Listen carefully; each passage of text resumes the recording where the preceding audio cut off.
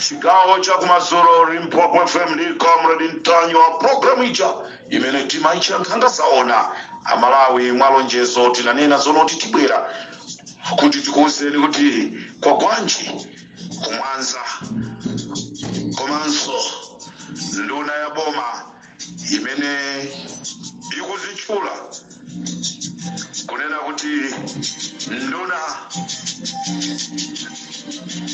ya Homeland Security mene ndangotero mwali yesakuti namachekete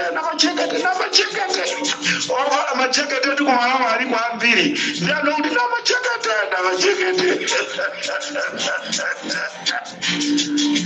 apezeka ndi chamba ana machekete akugwidwa paboda people we've come ready to tire.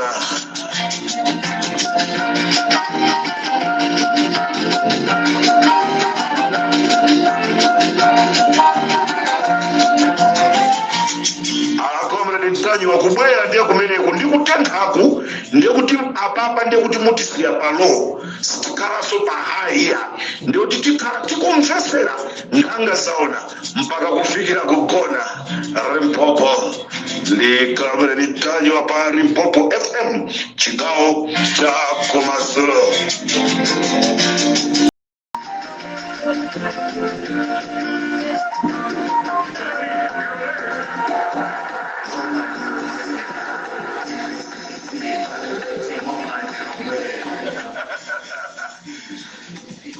Nyimbo kanga toimba ndodwala nyimbo kanga takuimbalo akudwala akuti boma limeneli boma ndilo mweri sitisintha ndizona boma ndilo mweri sitisintha kuti lizigona ndasi kazatu. This is Comrade Ntanyo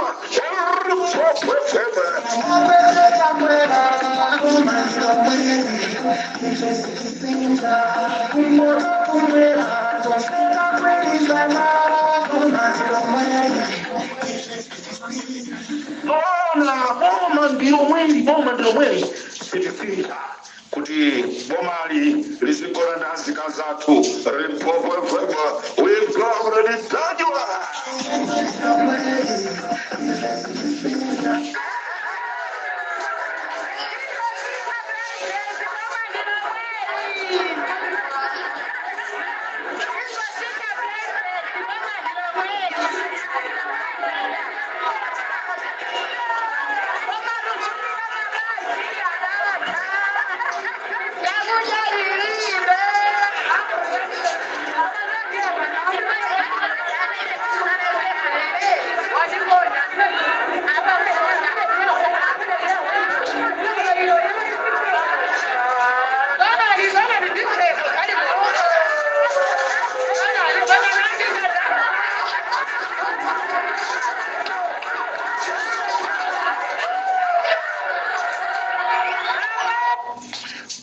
Malawi kunali kwakampata amalawi naoso akunena sonena kuti boma ndilo mweri koma tisinthe president kwakampata kampata ado ali mu Lilongwemo kampata ali malira akudeza Lilongwe anthu akutisako mofuna lazarus chakwera ndisalali yana programu yanga komanso ndisalali wale amalawi ndifuna ndikuwuzeni kunena kuti mawa akunyamuka akuti kumene akupita sakukuziwa azona mama omwewo kukacha ndimayimbiridwa foni nda polisi kunena kuti auza kuti kamati tukoloko mbanda kucha tukoloko mpanda kucha apolisiwa akakale atazuka ali kale panseu mawa kunyamuka akuti akukagula mafuta eka bambo wa umbombo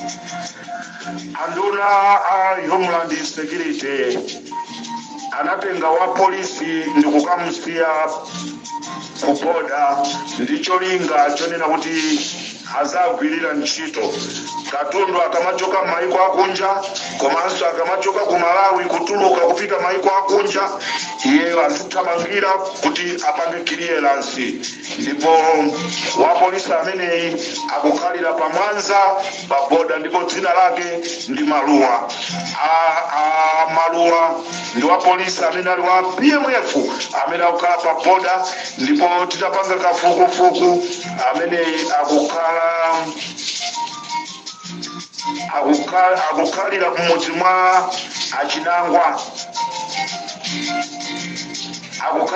mwa achinangwa ndipo katundu wina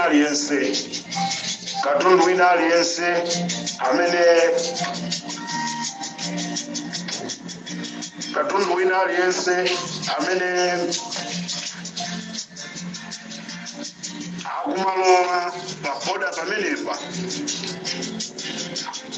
akumulowesa ndithu kuthamangira kuti abwana andione zakuti zinthu zikuyenda ndizomvetsa chisoni kunena kuti basi ya matuhazi ndimene ikumapanga mabizinesi olowesa ndi kutulusa katundu wa akeni zikhale ng'oma basi ya matuhazi ndimene ikugwira ntchito imene basi ya matuhazi imene imapezeka mu Joburg ndimene ikumanyamula chamba madragi akeni zikhale ng'oma. As I'm talking right now, wa polisi amene wagwidwa ndi matumba achamba komanso madragi ndi kutumizirani chithunzi chimene apezeka nawo koma chokhumudwitsa ndichonera kuti wa polisi amene Maluwa sanamangidwe. Amalawi ndizomvetsa chisoni kunena kuti dzana lomweli mnyamata wina anampeza ndi chamba chochepa kusiyana ndi chimene ndikuoneseni inecho, koma mnyamata ameneyi wamangidwa zaka 5 chifukwa chonoti wapezeka ndi chamba.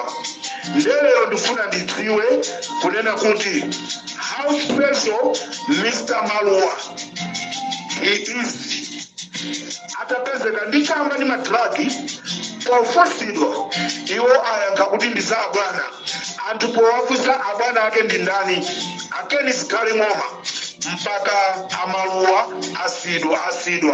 Wa polisi wa PMF amene akukhala pa boda pamwanza wapezeka ndi katundu yemwe akunena kuti ainake nga akeni zikhale ng'oma. Nduna ija ya Homeland and Security Repopo the Comrade Tajwa, there is no secret under the sun. Wosozedwayo amene anatumizidwa kuzapulumutsa mtundu wa Malawi. Repopo the Comrade Tajwa.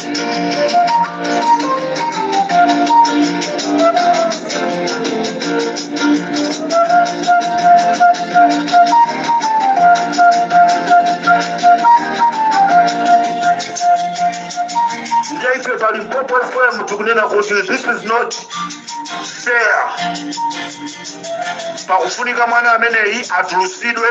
Ngati sakutulusidwa, that means Mr. Maluwa, he needs to be arrested.